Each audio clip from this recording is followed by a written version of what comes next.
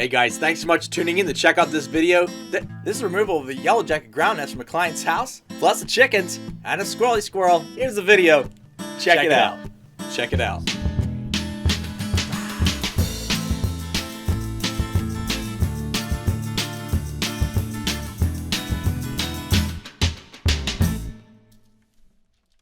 Most of the homeowners have no idea where the ground nests are when I go to do a yellow jacket ground nest removal for them.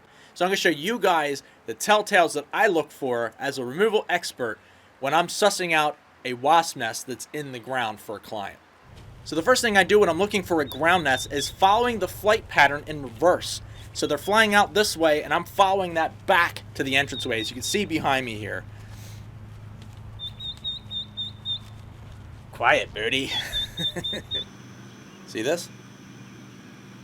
Up and down. You follow them backwards, down into the grass, and that's where the nest is. Come on, let's check it out.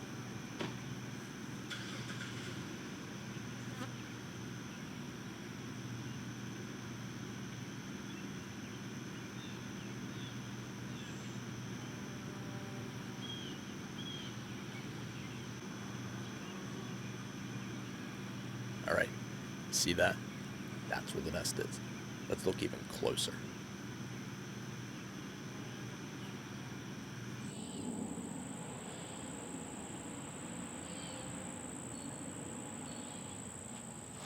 Alrighty, I'm gonna stand back just a hair. So as with any of my ground nest removals that I do, is the first thing I have to do is locate the hole. So as you can see, I trailed down the activity back and forth and located the entranceway to this nest. However, there were 3 different holes, and that's why when people often suggest about me just dumping gasoline down a hole, this is a prime example as to how that doesn't always work. If you're a layperson and you decide you want to take on a nest yourself and you think you're just going to spray an entranceway and that's going to kill the nest, you may be in for a rude awakening when you wake up the next morning and go down there thinking they're all dead. So this client had actually sprayed down one of the entranceways with a lot of foaming hornet spray, and that's all fine and good. Now, this is the same argument that I have in regards to quote-unquote pest control guys. So I've been kind of reading some interesting comments from other channels lately, and one of them being a comment that is constantly said by this particular YouTube content creator, ridiculing me that I'm not a licensed pest control technician. And no, I'm not. I'm a business owner. I own my own wasp nest removal business. So I don't do mice and cockroaches and ants and things like that. The only thing I do are wasps. I'm a wasp nest removal expert. I've yet to not be able to remove a nest. And my method does not require me to have a state-recognized license to remove wasps.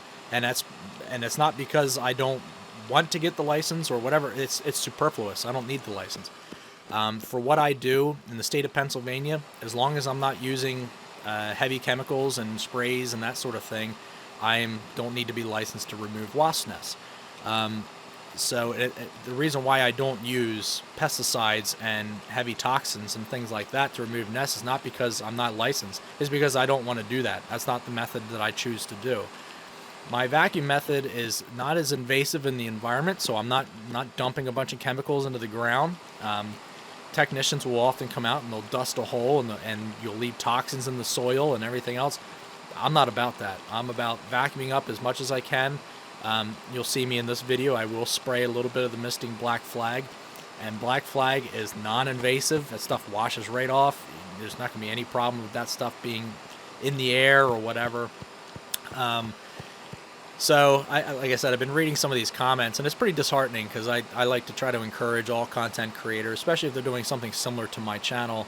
However, there's been a couple instances where I've been seeing some ridicule of my channel, and I'm not really sure why that is. But anyhow, so this removal method is I suck out as many as I can. I mean, you see the numbers here. These numbers are absolutely incredible.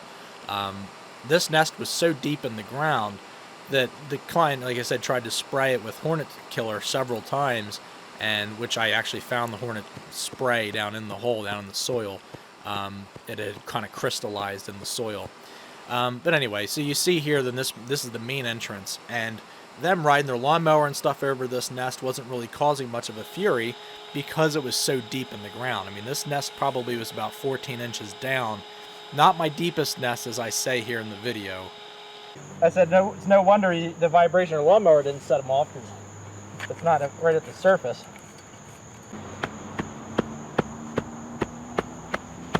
Typically, it's like right at the surface. But a lot of rotten material, like an old root system or something, all this stuff here. Yeah.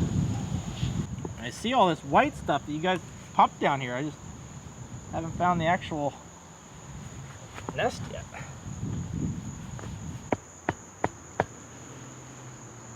There they are. Wow, man, that's down there.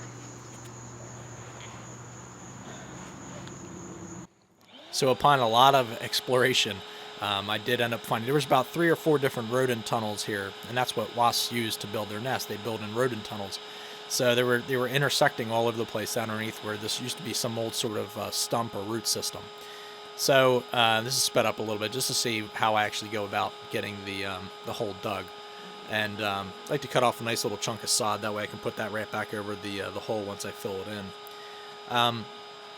So this was down there quite a ways, and the main goal obviously was to suck up as many of the foragers as I can with the vacuum, and then expose the nest and then pull that out one big chunk.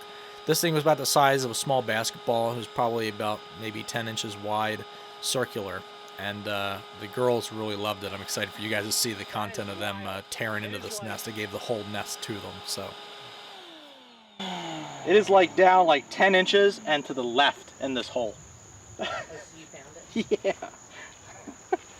That is crazy. I've never seen one go that deep before. That's what she said. Just be really careful because they're swarming pretty good.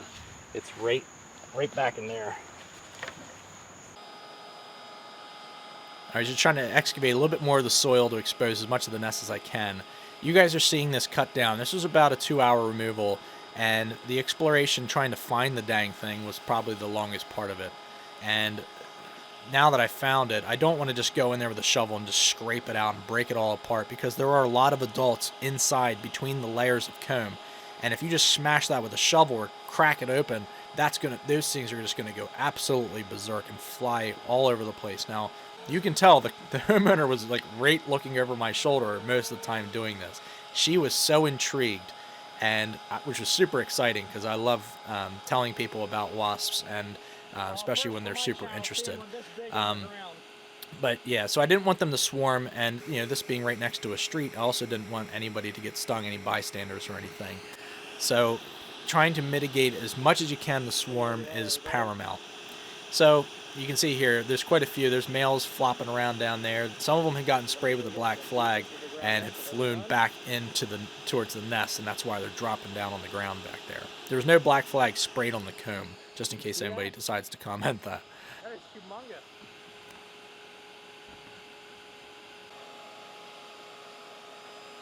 And unfortunately, I didn't get any super great shots of me pulling the nest out.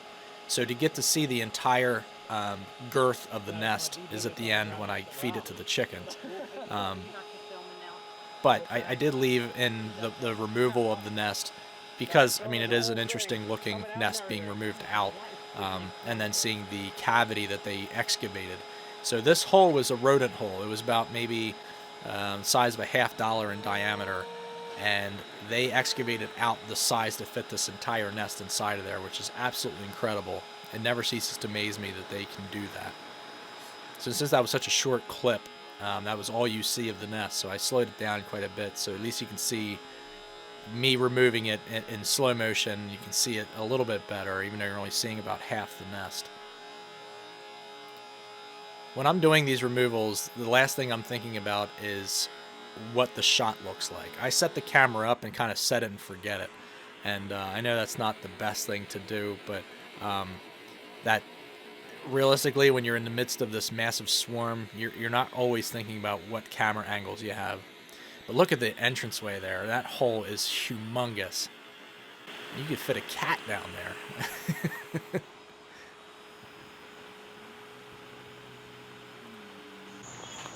They excavated out so much soil I have to bring you some back. No, I don't.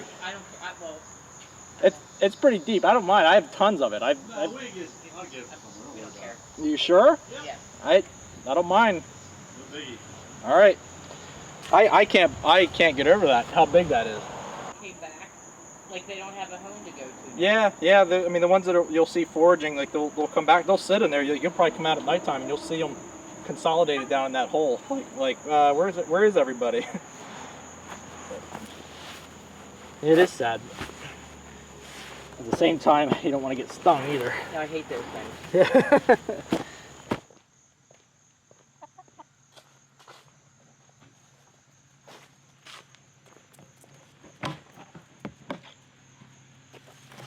So there's the nest that just rolled out right in front of Ginger.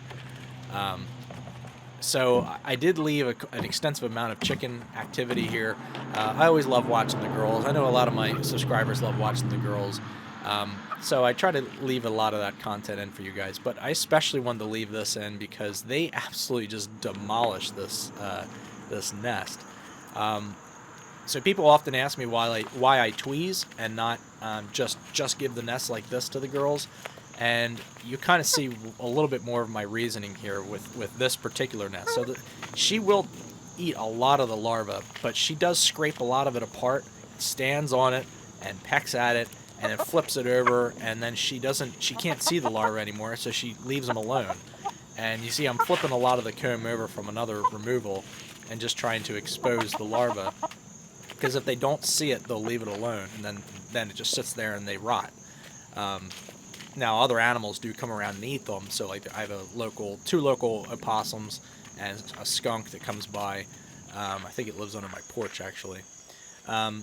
So something does eat them, but I'd rather feed them to my girls than feed them to wild animals. So I don't really like to just give them the whole nest if I can help it. If I have time to tweeze out the larva, I will do that just to ensure that my girls are getting all the food that they can out of these nests. It's all about recycling, baby. All about recycling. So you see here, Ginger starts pecking it open. So she starts really kind of cracking into the side. She knows there's some goodies in there.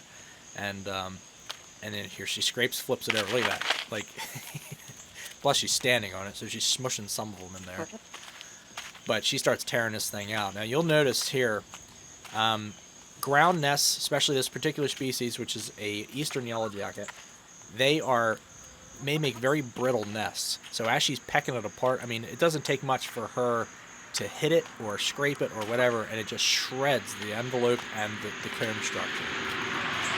So another thing with this particular nest is, you know, even though she's going to town on it, she's pecking them out, she's also obliterating the nest, and it kind of makes it a little bit difficult for them to distinguish between larvae and just shreds of nest.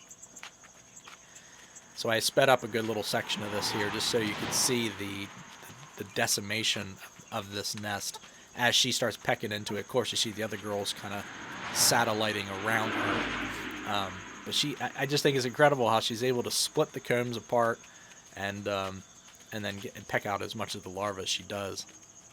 And just seeing it fast like this, you're able to see quickly how much damage happens on these things. And you can see the pecking order too. Ginger's the matriarch, Angel was second in command, and then Pigeon obviously is the lowest on the totem pole. However, I have 6 new chicks, I have 2 turkeys, and I have 4 baby chickens. And Pigeon has already come around and staked her claim as second in command to Ginger now that Angel's passed away. So it's neat to see that that interaction. Of course, Ginger already demanded her matriarch position to the chicks, but Pigeon also comes around and squawks at the chicks and flaps her wings at them and doesn't peck at them or anything, but she just makes it very aware that she's a head honcho, second in command. So. If you guys ever, like, you have the ability to have some yard birds like these guys, definitely do it. Having chickens around is hysterical. It's great for pest removal. I hate having flies and Japanese beetles and things around my yard, and these girls just decimate those populations, which is awesome. And then along with my wasps, they leave the wasps alone, so that's great too.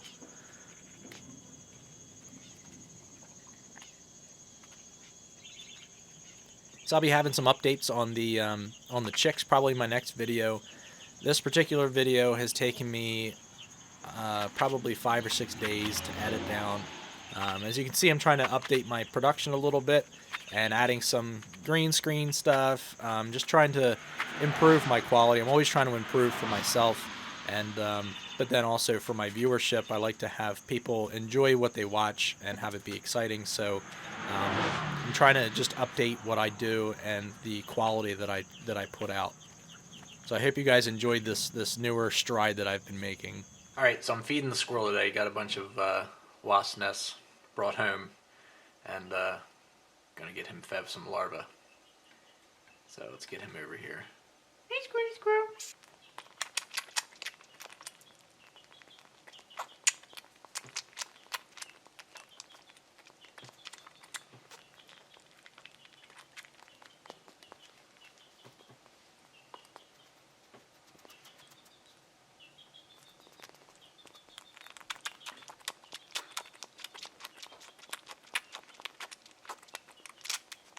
Okay.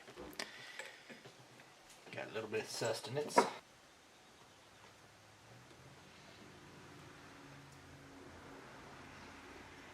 Hello, squirrel, squirrel. Hello, squirrel, squirrel.